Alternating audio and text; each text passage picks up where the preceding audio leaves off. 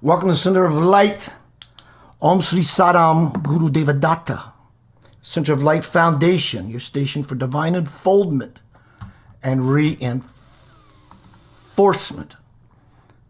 Center of Light is being reinforced by the divine. There is a God-man on the earth today. His name is Swamiji Viswayogi. I'm going to show you who he is. Check him out. This is Swamiji.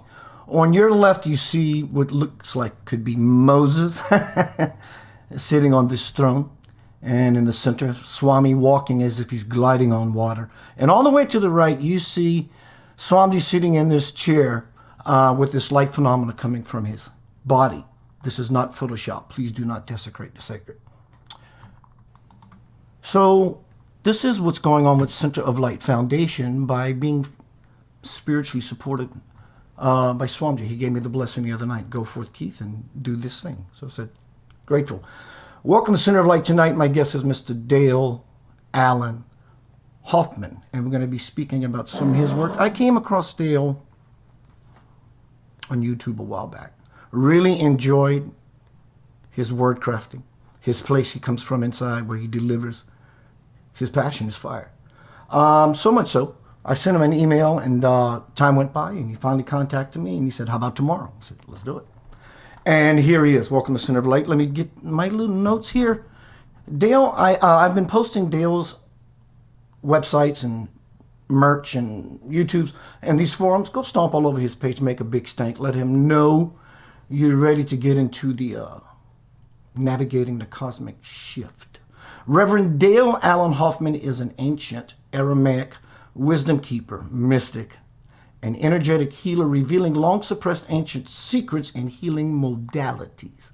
Dale's childhood was punctuated by profound experiences of paranormal and natural phenomena, extraterrestrial visitations, and spiritual epiphanies. For over 30 years, Dale has been what many call the teacher behind the teachers. Gotta love that. Since coining the term Aramaic Toning in the early 1990s, Dale is the frequent go-to authority for many well-known spiritual teachers, celebrities, business icons, musicians, etc. We're going to talk about some of his music as well. On how to awaken the experiential, I love, one of my favorite words is core. On how to awaken the experiential core of ancient teachings in the most practical ways possible. He is regarded as one of the world's foremost authorities on the incredible transformational power of the ancient Aramaic energetic alchemy teachings of Yeshua. For those who don't know that, it would be Jesus and Magdalene. And for those who don't know, possible wife gave birth. We'll leave that for another time. Possible. And they're original to that. There's more, guys. Look in the room. You'll see his full bio. Check him out. My brother Dale, welcome to Center of Light Radio. Thank you, Keith. It's awesome to be here. Yeah, a couple of long hairs on the loose. Fantastic. How's life treating you, bro? How you treating life? Amazing. I mean, you know, I'm always in this like expansion mode, even more so than ever now, and it's interesting to be really feeling like this while it feels like a lot of forces, a lot of the world, whatever that means, is kind of moving like that at the same time. So navigating those kinds of energies, it's been interesting. That's one way to put it. I love the way you crafted that, sir. Absolutely. It's a matter of having done something for so long, you have a state of balance and equilibrium about yourself. In other words, you know, when 2000 came in, things got wonky real quick, and everybody's walking on this rickety rope bridge. Yeah. And some of them had a little more intuitive, natural skills to be balanced, but others, it really, you know, that rope bridge turned over. How are you doing it? You know, I'm at a, like, it's been like for a few months now where I've realized that I've been sort of focusing a lot on letting people know, look, keep walking, keep your eyes on the horizon, keep going. And I've realized that really when these energy flows get really heavy or intense the way they have been, what's most important is that we're able to stay grounded. We're able to be rooted. We're able to be aware of the rise and fall of our breath, and realize, like I say, to navigate the cosmic shift, we're literally the grounding rods for humanity. So being able to allow the resonance, the processing of incredible amounts of energy. Funny, I back in my late teens, early 20s, I spent a lot of time around, well, not just musicians, but guys like Wayne Dyer and Stuart Wilde, different people like that, real close to a guy named Richie Havens, that played Woodstock. I've always been around the people, like I sort of gravitated to the ones that were sort of moving vast amounts of energy, is one good way to put it. But I remember Stuart telling me way back, I guess I was maybe 22, Stuart Wilde was like, it's like we got thrown down into the grossness of matter, into the underworld, and we're being able to like navigate in a swimming pool. And I'm like, yeah, that's true. It's like a swimming pool. And then all of a sudden, like in the last few years, it starts feeling like, oh, it's like starting to turn into like Jello. So now I really have to be open. I've really got to be able to have that maximum fluidity within the grossness of matter. And then it's like the last few months, it's like, oh, the Jello's turning to paste. Okay.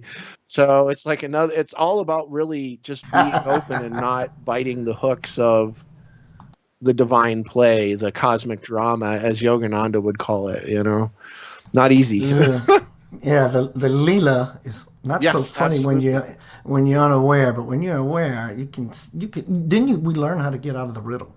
Yeah. Because for the longest time the joke is always on us, so to speak. And when we learn how to step in and out of this cosmic give and take, to and fro, hither and thither dance, it gets a little easy. Yeah, Yogananda was like, he talked about transferring our sense of identity from the pseudo soul or ego. Ego is a Koine Greek word that all it means is individualized self. It's almost like a safety mechanism, but to become the ever joyous witness of a stupendous cosmic drama. And it's like, wow, so I can be the character in the movie.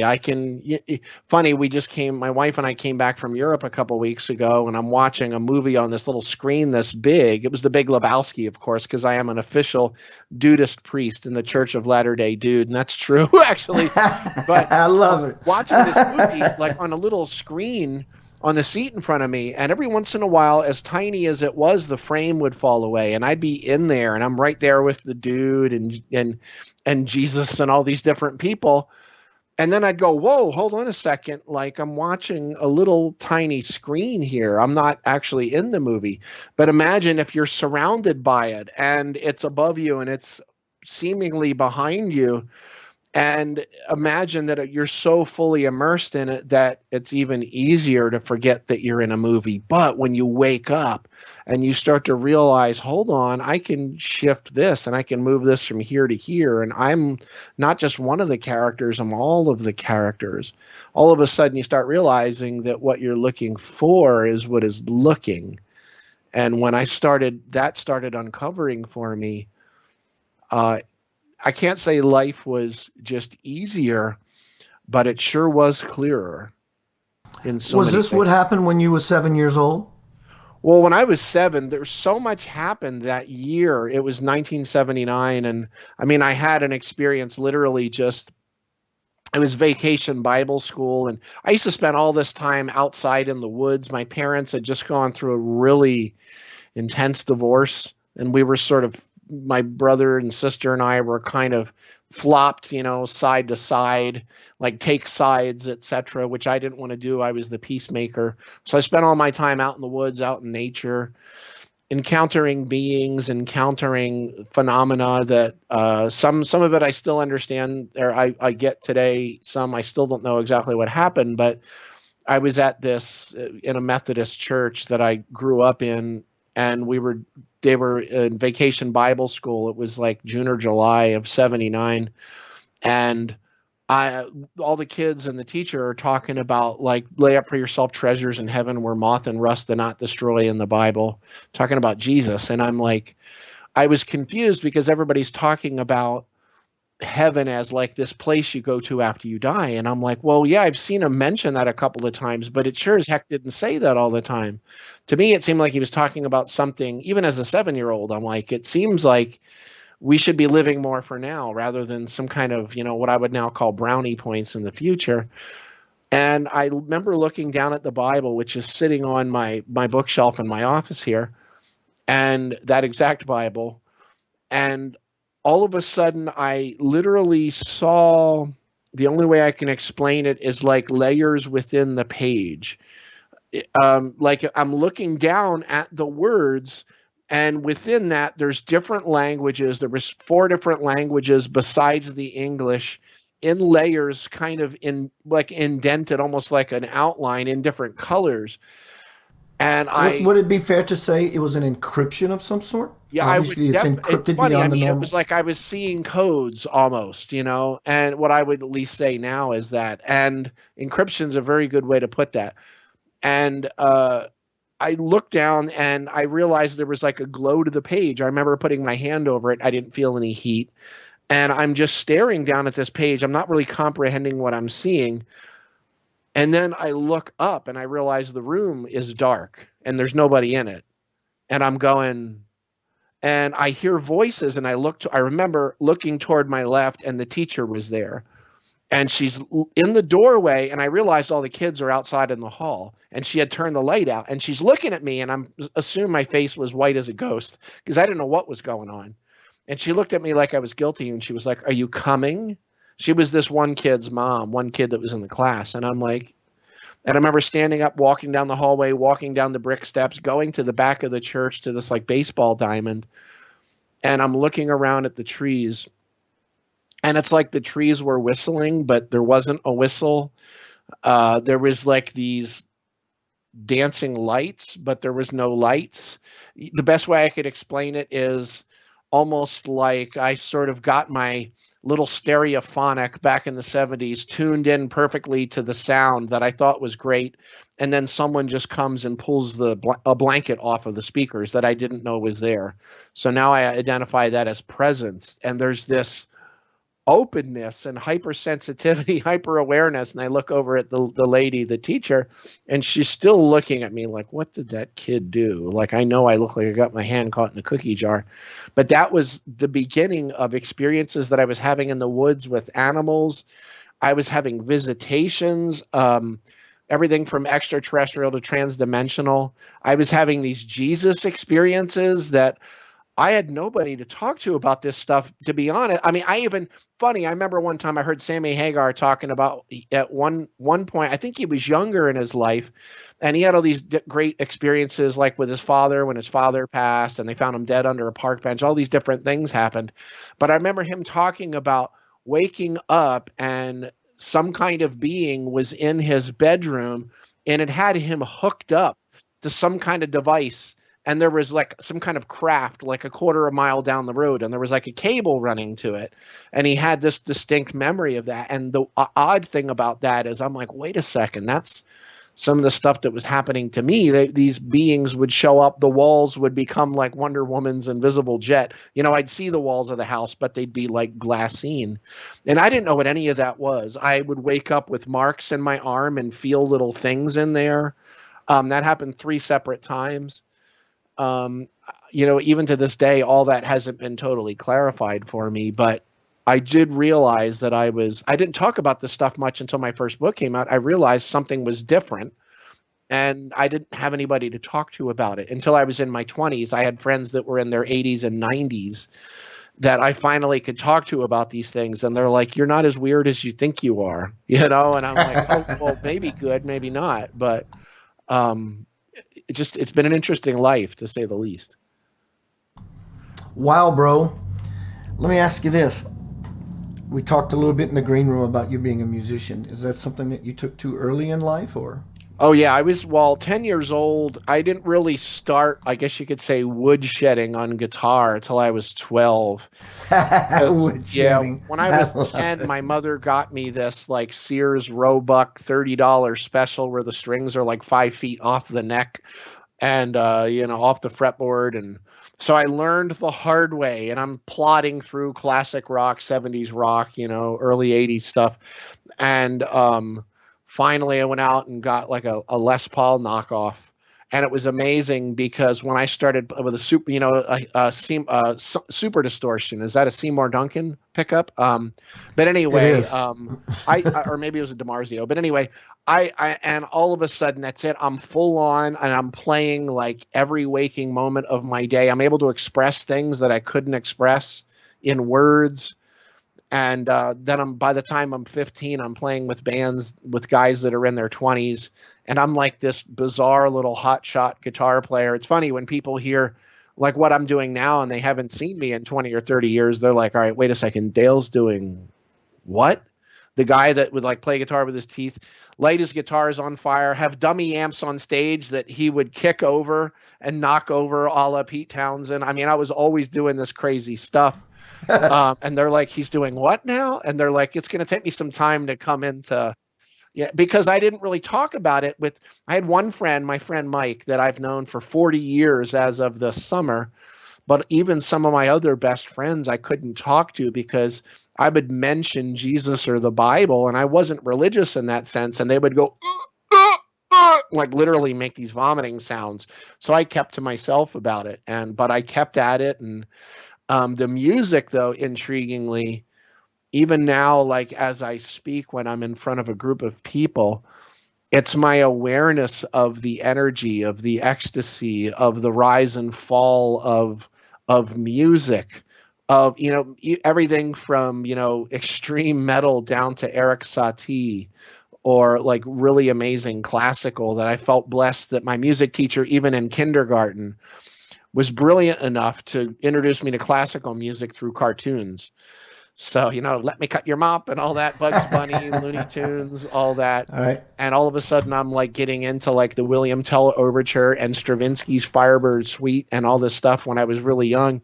And it took me a while to realize that the spirituality, the music, all of that was just interpenetrated on so many levels. Absolutely. When I play with some of the super groups that I play with, that I'm blessed to, after about 5 songs, and you fall inside, I take my shoes off. Oh, yeah. When I get into that cave, not only because of me, because everybody's settled in, and we played before throughout the years, and we're just doing this one-off gig kind of thing. It doesn't matter the band. But when you get into that spot, you can feel the oversoul, the overlord, as it wins its way through all the musicians. And in that place, it's like, being a bass player, and I do a lick, da-da-da-da-da-da-da-da, and the drummer just mirrors it completely. It's like, we begin to feel this sort of energy. It's like, it's easy because being an artist, as we are, and other people in their own right, when we do what we love and we fall into the space, it's like those things we do are just vehicles to the gate, to the ecstasy, to the bliss that's always there. Absolutely. Funny, you were talking about like the groove, and I think of times when like I'll like sort of have my wife, I'll like force her. I'm like, come on, we're going to listen to Miles, and I'll put on Kind of Blue. And we've got like a 5.1 surround sound, funny with the big, huge, big 65-inch 4K TV. And it's great to watch movies on it. But I actually bought the TV and the surround sound system to watch concerts and to listen to music. And I'll sit there listening to, like, as an example, like, Neil Young, like After the Gold Rush, or Harvest, especially when autumn comes around. I'm addicted to Harvest, and I'll put that on, and I'm literally sitting there as if I'm in the studio with him. And you listen to it in high res, you can hear him when he moves the stool. You can hear the slightest little things. And I'm just like, all of my God bumps are up all over. And I'll sort of look over at her, and she'll be like, yeah, it's cool. It's nice. And I'm like, don't you get it? I'm like, oh my God. It's like I'm mainlining from the cosmos right now. Wait, listen, he's going to cough. Oh, there's the cough, Oh, it's amazing. I feel so richly blessed by music because it allows me to make sense of a world that makes no sense in so many ways.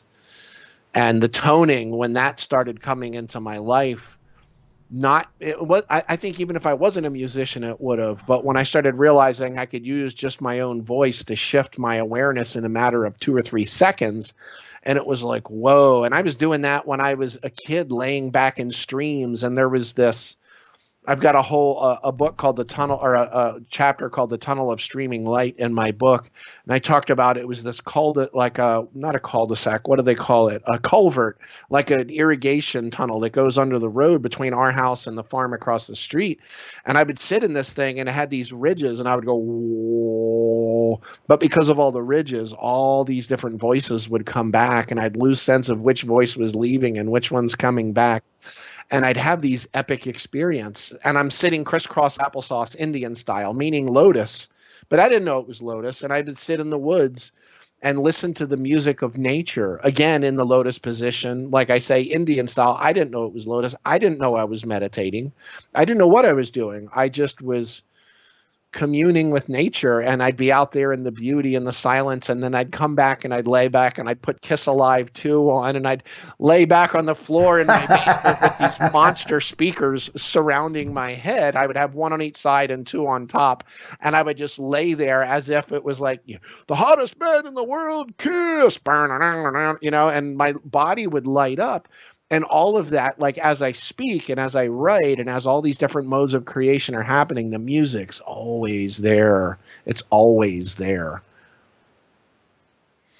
Do you do just guitar? Do you play other instruments as well? I mean, I play guitar, bass. I dabbled with. There was a point in the late 80s when I was just finishing up high school and was literally living in a recording studio. And I mean, we were literally having the time of our. I'll have to send you some of the recordings, the stuff that I was writing back then. Stuff that I couldn't play now if I tried. Like my fingers just won't do that anymore. And it's amazing when you're in that moment and you're all lit up and you do these superhuman things, and it can happen live when you're in the pocket, when you're in the zone. And if you're just trying to sit there and play it flippantly, it just doesn't happen. But then I didn't play almost for 20 years, barely played for 20 years until COVID hit. And I'm like, okay, break out the guitars. I ordered a new custom electric, all these other things. But I had to train my fingers to do things again. And then there's a little bit of arthritis in there now. So, but the good thing about that is I was this like speed demon back in the 80s in a lot of ways. And it really got me. Now I'm so much more mindful in what I'm playing, and I'm so much more aware of that. And being around guys, like I had a friend who passed in 97. We named our son Mikey after him. His name was Michael Hedges, and Michael was this dear sweet soul. I would several times was able to sit backstage with him. This is the guy that pioneered the whole 2-handed acoustic guitar technique that everybody's doing now. And sadly, most of the kids now don't even know his name. And Michael was like this alien, like space cadet. We would drink these massive things of like carrot apple juice and all this green stuff. And I'd be like, what's in it? He's like, just drink it. But Michael had such a deep reverence for, like I say, the music of life. And the other people, like Richie was another one, Richie Havens, he was kind of like a second father to me for so long. It's like, I still wear a lot of essential oils because of Richie's influence. And it's like, for me, music is more than an escape. It makes more sense than anything. It's like the mathematics of the universe, really, in all senses, right back to close and it's reality. Third kind, It's reality. It's a river. It's a conscious river that moves. Oh, absolutely. Absolutely. Let's talk a little bit. Everyone, tonight my guest is Dale Allen Hoffman, and we're talking about some of his books, some of his experiences. Tonight he titled Navigating the Cosmic Shift. Let's talk a little bit about that if we could, Dale, as well as toning, as well as breathing. Breathing's important. Well, I mean, just starting with navigating the cosmic shift, it's something I've been saying for about 20 years. I've been saying, we are the ones we've been waiting for. A lot of people say that, I'm saying we are the ones we've been waiting for. And it's so clear when you start getting the true insight that we chose to be here at this exact moment in human history to help navigate the cosmic shift. And people will be like, what's the cosmic shift? I'm like, well, every every relationship we have, even with the idea, is conceptual, and yet we've all sensed that this was going to happen. And it's funny, if you go back to like YouTube videos of mine there's one that we put up like a year ago that actually was recorded 11 years ago in 2011. And I was in Texas, and the minister there, Reverend Ellen Davenport in Wimberley, Texas, like between Austin and San Antonio, she's like, "What do you see for the future? How do you think things are going to get bad?" And I'm like, "Well, for me, I really see almost like we're like the classic idea of a frog in a pot of water." And like, it's going to be not something pointed like everybody was expecting in 2012, but almost like this sea change where it was coming from everywhere simultaneously. And then all of a sudden we were going to realize, oh, this is more full on than I realized.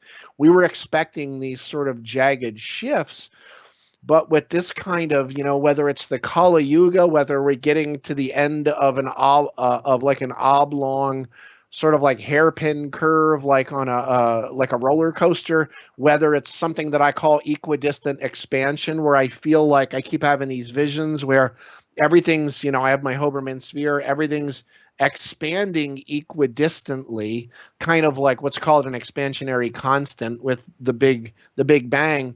But it's like, if everything's expanding at the same rate, I'm going to look at everything around me, I'm not going to see anything different, because everything is still equidistant to each other, space-wise, size-wise, but I'm going to feel some kind of, and of course, this is the theory. We don't know exactly what's happening. That being said, something's obviously happening. And for me, I'm going to jump past the toning, come back to that, but the breathing for me, just being aware of my breath, being aware of the rise and fall, and funny that it took me sort of going sideways into Buddhism quite deeply in the early 90s after I graduated high school, and especially Thich Nhat Hanh. And of course, I love all of the, Alan Watts, everybody that I was so floored by. But the thing about Thich Nhat Hanh, he was so beautifully crystalline and simple. And here it is, I got this book, Being Peace. It's the year 1990. Still playing ear-splitting music. And I read this book, and the guy says, breathing in, I calm my body. Breathing out, I smile. Dwelling in the present moment, I know this is a wonderful moment. And all of a sudden, I'm 7 years old again. And all of a sudden, I'm sort of in the womb again. And I started realizing already at the age of 17, 18, I was already rushing through my life and not really paying attention. As much as the music is amazing and all the spiritual pursuits I was already in, I was like, whoa, hold on a second here. And I started really paying attention to those deeper aspects of how, somebody pulls out in front of you on the road. What's the first thing you do? You lock up your breath. You find out that there was a shooting in South Texas. You lock your breath. Someone says, someone that you love was just tragically killed. You lock your breath. And I thought, whoa, hold on a second here. If I can have these kinds of experiences, and maybe even if the breath does catch, to be aware of that, and to get that breath moving again and be able to ride the rise and the fall of that, all of a sudden that takes me into a whole different way of seeing the world, of experiencing everything. And when you take that word in Aramaic, translated as spirit, that word in Aramaic, that word is ruha. And what it actually means is vibration or frequency. It's more accurately the word breath. So you can actually take the word spirit when Jesus would say that. And even in Latin, spiritus meant breath. But we forget that. We turned it into this thing that we don't know what it means. But that's breath, that's energy, that's heartbeat, that's magnetism, that's electromagnetism, that's gravity, that's movement of wind, etc. So it's funny when you start going deeper into that, all of a sudden I realize, what does it really mean to live a spiritual life? It just means really to pay attention. Be aware. Yeah. Just Wake be up, aware. be mindful. And the breath does it really that. is that simple. Yeah, and the breath brings you to become a greater spectator. You can see a bigger picture so that when you do involve yourself, you become of a greater influence. Yeah. It's beautiful to live in this fire. I call it a fire. Yeah. It's a I love holy fire, clarity, action. It's beautiful. It's beautiful. What's that, my son? When My you friend? said fire, clarity, action. I love that. Yeah, And it's right above my head here. It's beautiful. It's the that, first time I thank saw you. it. Funny because Thank you that, a buddy of go ahead, mine's sir. he calls one of his production companies. What is it? Fire without heat. I can't remember what light without heat. I can't remember what Steve calls his. I think it's light without heat or something like that. And we've had so many conversations about it. But yeah. Awesome. Oh, that what I was going to tell you was share with you the fire clarity action that has to do with this spiritual name Yanava. The Y has a zero in it, means nothing. The center, the cosmic womb, as you said a minute ago. The N is the knots, the mind, the linear, and the backbone is taking action. So we have fire, clarity, and action, and with these three aspects of ourself, That's beautiful. you just unfold into this beautiful mess of infinite possibility. Well, it's funny because, like the Koine Greek word chaos, people talk about turning chaos into some kind of order. And I'm like, actually, it already is in order. Chaos is actually when we realize that order. We unpack the codes. We unpack we see the encryption, as you mentioned earlier. Then it's no longer chaos. It's now cosmos. But that's something that's always, I remember one time Wayne Dyer had said to me, he's like, I was just having I could call him at any point in the office, and Maya, who was his agent, she would, if he was available, she'd put him on. And I remember one time I just wasn't having the best time. Things were challenging. And he was like, well, maybe you're kind of squatting down to leap up to another paradigm shift. But I talked about my life being chaos, and I remember him. I hear his voice in my ear. He's like, well, think of it this way. He was like, you used to live in New York, right? And I'm like, yeah, I lived in the East Village. And he's like, well, imagine you go down to Wall Street and you get there at 15 minutes to 9 a.m. and stand near any of the subway outlets. What is it going to be? And I'm like, it's going to look like ants. It's going to look like chaos. He's like, right. And he's like, what about after 5? Just a few minutes after 5. I'm like, it's going to look like chaos again. And he's like, but is it really chaos? I'm like, well, what do you mean? He's like, well, do you think all those people are just wandering around aimlessly? He's like, I'm pretty sure they know exactly where they're coming from and where they're going to. He was like, that's not chaos then, is it? And I'm like, no. He's like, it's just an unrecognized order. And I went, whoa. So he's like, he was saying, I'm trying to see, you couldn't see the forest for the trees. I'm focusing in so much on little things and grokking little details to the point where I was almost choking my life, rather than being able to pull back, being aware of my breath and see the big picture, even if I cognitively had no way of understanding what it was. But I'd be able to comprehend on that level where I had that experience of OMFG, even though I didn't have words for it.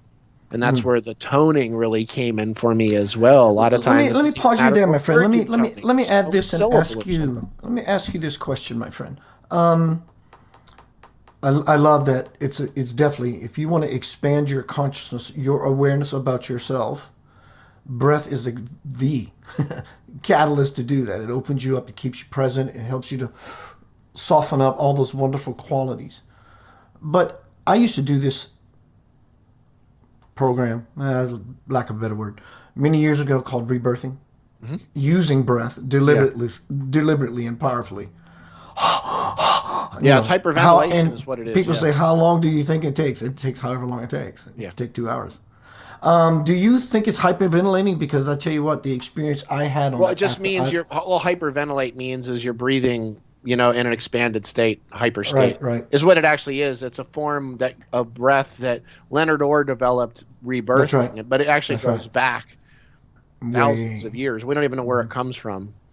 So it's something we work with. My version of it we call the Ruka method, essentially, and it goes back. The Etruscans did it. Saint Teresa of Avila did it. Yogananda did it. Muktananda, Sri Yabba Dabba Doo of Bedrock did it. All the great spiritual masters, in different forms. And it's interesting for me because being in the room as my children were being born, that is the exact breath my wife was doing. And when my mother passed from cancer back in 2007, she was not in the fast sense, but that connected breathing. And in a non-traumatic death, that's how we naturally come in. And that's also in a non-traumatic way, how we naturally go out. And it's amazing just having it connected. And of course, the longer the breath is, it's like sort of in the words of John Wayne, you're taking the long way around the barn. But when you speed that up, things are going to move even faster. So I can tell you how many times I've laid on the floor just like butter in utter bliss after doing a rebirthing session. Oh, yeah. I had some pretty conscious shift experiences. At first it felt a little wonky, just trying to navigate through the cosmic shift, the conscious shift. Oh, yeah. But eventually, getting out the way, letting things happen as they want to happen naturally, creates an amazing integration. Let's talk a little bit about toning. When I was in India, Dale, I went to see Bhagavan Sri Satya Sai Baba, who came to me in a dream and said, come see me. And I said, how will I do this? He said, don't worry about it. I got it. 2 weeks later, I get a phone call from a lady I never met, offering me a first-class round-trip ticket to go to India. Word got to me, I'm a flight attendant. I got some companion passes. They're about to expire. Can I give you a ticket? So I went to India for 2 weeks. And while I'm there, second, third day, once I'm settled in on the ashram, just kind of feeling my whole energy in my spot, my place. And they're doing this toning of Om 21 times. So I'm sitting there, it's pretty cool, 35,000+ people, right? And they're ringing this gold bell, bang, bang, bang, 3 hits, and they go in this Om. Powerful with this level of consciousness toning. A few days later, I found out about this little event called Super Bartham. There's this little room in the core of the temple, and I didn't know it was there. One day I'm running, and I said, what's in there? He said, this is Super Bartham. Long story short, he says, come check it out tomorrow morning. Got there, they ushered us in, and we began to go into that, whatever the ritual is for that room. But when the multi-thousand mass people began to tone, it was all funneled into this room. Wow. Bro, my body began to melt off of what I thought was me. It was disappearing because of this toning. And it lasted for however 21 good length tone mantras would last. Wow. Let's talk about toning. How have you experienced it and the power it has for you? And, being a musician, we know that sound creates form. Oh, absolutely. Sound is form. Really, sound is the basis of everything. And, now I see it clear. I mean, it's something I've been doing since I was a kid. Kids do it, the children do it. But when I really got deep, and now all these years later, I realize, it's been a while now that I've realized that I don't know of any other technique, spiritual or otherwise, anything that will get a newbie, meaning somebody who's never done it before, to have a shift in how they feel in their state of being faster than toning. Not breath work, not meditation, there's no other kinds of yoga, none of it that I'm aware of, that if somebody's never done it before, they're going to, sure, if you've been meditating for a long time, you can get right there in half a second. But if you haven't, I don't know of anything other than just going, oh, like 3 seconds of an ah sound, and I literally feel very different than I did. But then when I put even a little bit more into it,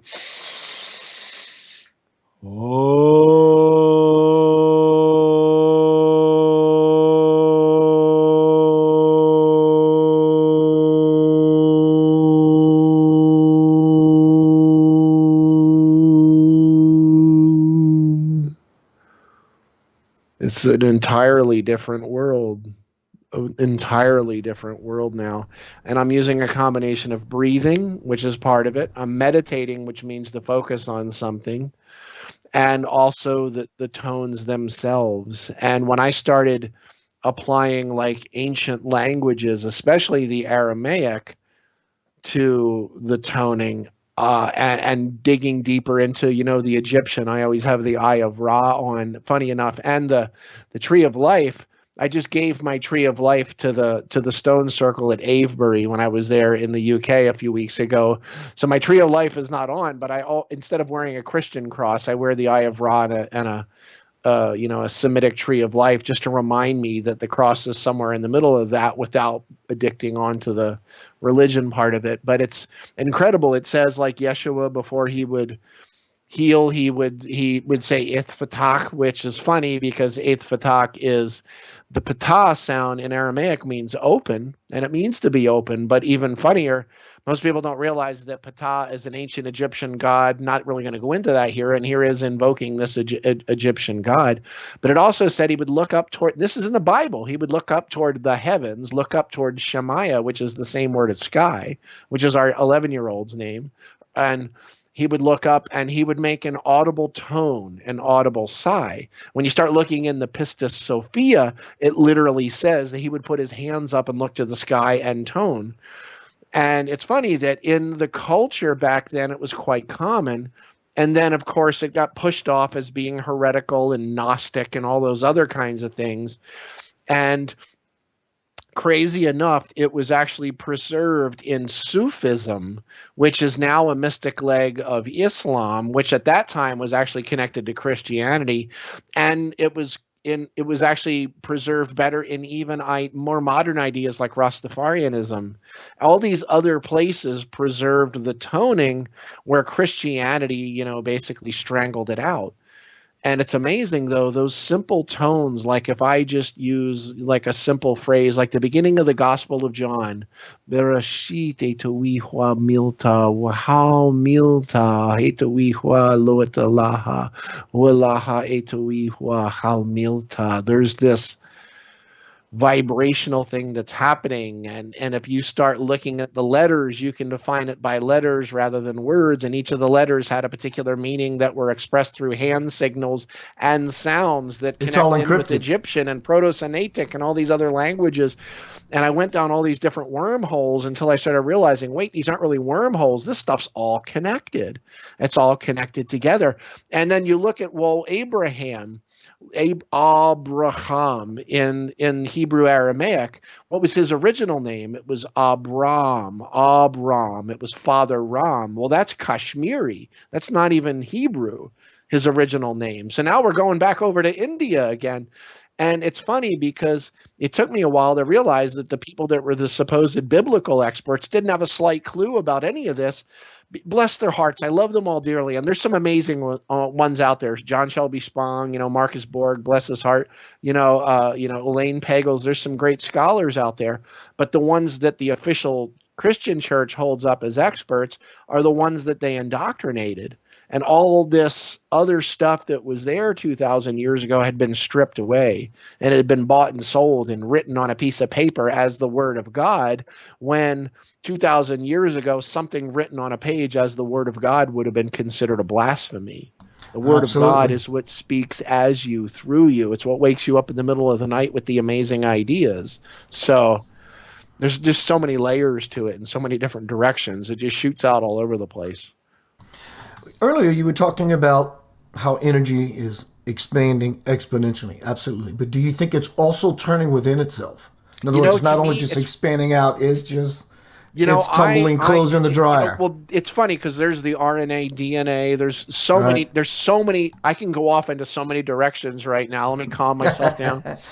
I mean, we're spinning on a rock. We're spinning on a rock through a solar system. This is revolving around the galaxy. Absolutely. Everything is turning, burning, churning, yearning for infinite, the land of infinite possibility. And these God knows what kind of speed. It's all so.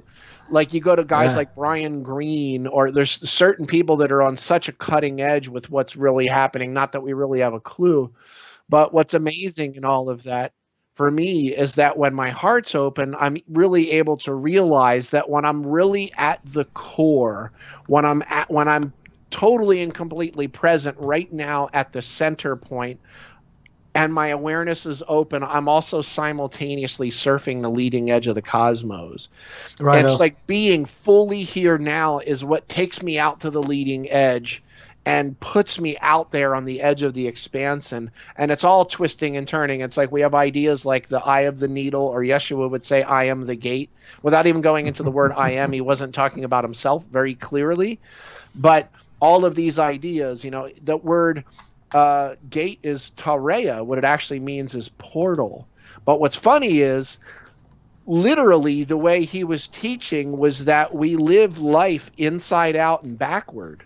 What we're looking at is the insides outside, and we don't realize that in order to sort of get through the wormhole, in order to get through the gate, I do this in my retreats or in my mentoring program where I work one-on-one with people. In order to be able to get through that, number one, it's not a masculine thing. It's not in front of you. You don't see it. You actually get there by being wholly, fully in the present moment. There's certain ways to use your breath, to use tones. And when you least expect it, the way I say it is she sort of comes up behind you and puts her arms around you, and it's almost like falling backward off a cliff with your eyes closed, and you kind of pop inside out and backward into who you really are. So it's almost like, and that, the first shall be last, the last shall be first. The inside is the outside's the inside. In the Gospel of Thomas, they're like, tell us how our end will come. And he's like, have you actually found the beginning, that now you're looking for the end? He said, blessed is the one who takes their place in the beginning at the head, the present moment, for they will know the end, which is also the head, and they will not taste death, because they will no longer be lost in time and space. They will be space itself. But it's all there. It's all right in front of our face. It's sort of like Islam, a spiritual spiritual dyslexia. What's that? It's a spiritual dyslexia. Very much. That's a perfect way of putting it. Actually, put it on. Sure. It's like, we think, the hand's in the glove. We're not sure exactly. Or are we the hand that's in the glove, or are we the skin itself, the skin of the glove? And I think we're making miles. We've done very well through COVID. I mean, who else would come to Earth and do this ridiculous shit, right? Yeah. I like we talked about in the green room, I believe. My experience of that period 2 years ago, I really flowered for myself in that time, and I'm grateful because of it. Blessings while other people didn't do so well. So right. Yeah. For me, it number one, it allowed me to kind of step off the train that I'd already kind of getting off of, like from being out on the road too long away from my family. But what's amazing is it allowed me to go full circle and realize that I had been, sort of in my head, there was this idea of a destination, that I had to get to that destination before I could really put my focus back onto playing guitar again and playing music again and all these other things. And then I get to this point where it's like, well, what the hell else are you going to do, Dale? You have no schedule. I was still doing one-on-one calls and stuff like that. So I sat down and I started playing guitar again. And it's funny because for years, my wife or friends of mine they would always be like, oh my God, have you ever heard Dale play guitar? And they're like, no, I've been around him for 10 years. I've never heard him play a single time. And it was interesting because people would say no, they'd be like, you play guitar. And I'm like, no, yeah, kind of. But, and it was, I almost want to cry because I closed a huge chunk of my soul off by not running my fingers across those strings for a long time. I kind of told myself I'm going to have to go to a certain place with this before I really go back to that. And then it's like, why do you have to, and then I realized, oh my God, so funny. And I start playing guitar, and I was playing just 12 hours a day during COVID sometimes. And then all of a sudden, wow. That's a lot of playing, like I bro. was 30 years ago. How was your wrist? Your wrist was literally, okay? I'm sitting there. I'm like Eddie Van Halen. Like the guy couldn't eat dinner. He would have to eat with one hand while he had the other one, on the guitar. Eddie literally had a studio in his bathroom. And, he would sit there playing guitar with one hand while he's sitting on the john. I mean, I'm not that extreme, but that's kind of crazy. But it really opened me up to this architecture that had been there for me that I kind of closed off. And I started seeing even more on a vibration and frequency level, even more on the music of the cosmos and all of this. and it really started shifting things. And all of a sudden, my toning processes started going into a totally different place. And it was like, and I started, and I don't regret the time of not playing, because coming back is so sweet. But if it's like I can't, I don't allow myself to think of where I could be on some level as far as technique if I hadn't stopped. But the thing is, coming back was so, it's kind of like when people ask me, why should humanity fall asleep? And I'm like, because waking up is so damn amazing, going, oh my God, I've been sleeping. Right. I'm Rip Van Winkle. My beard is 53 feet long, it's great to wake up, but, wow. And I mean, if I just like flip, like I said, I've got guitars all over the office here. And it's nice to be able to just sit here and just pick one up and like noodle off a couple of notes or something like that.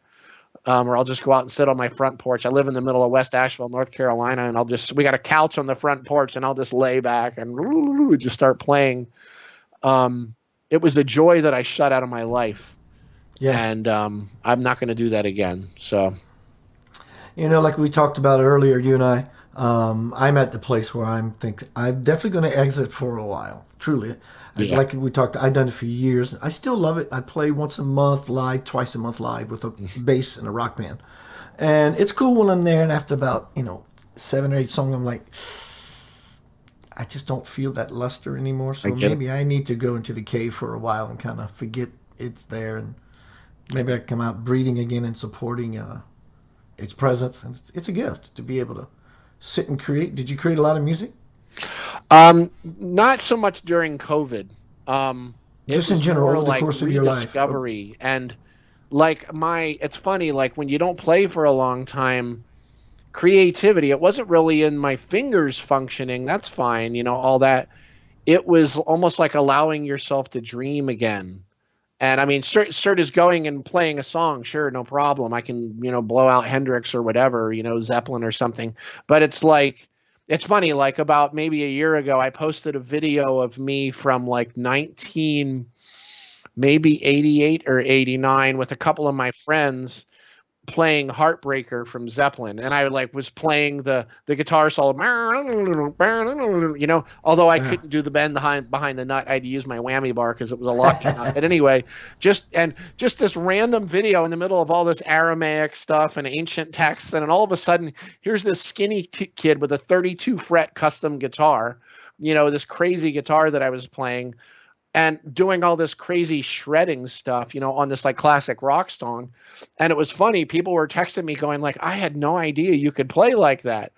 And I'm like, yeah, I kind of forgot myself, but it's amazing though, to walk away and come back and see it with fresh eyes and not,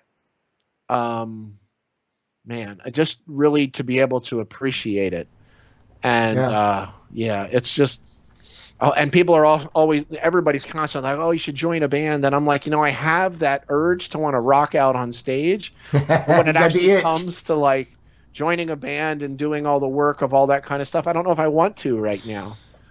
But I do crank it up and get the lead out from time to time. But I'm going to start putting some videos out there of me. Like I've got like a little Les Paul that's like, a 1.5 feet long. That's like tuned up to, I can't remember what I think it's either A or B. I think it's A. It's like a 5th fret on the guitar.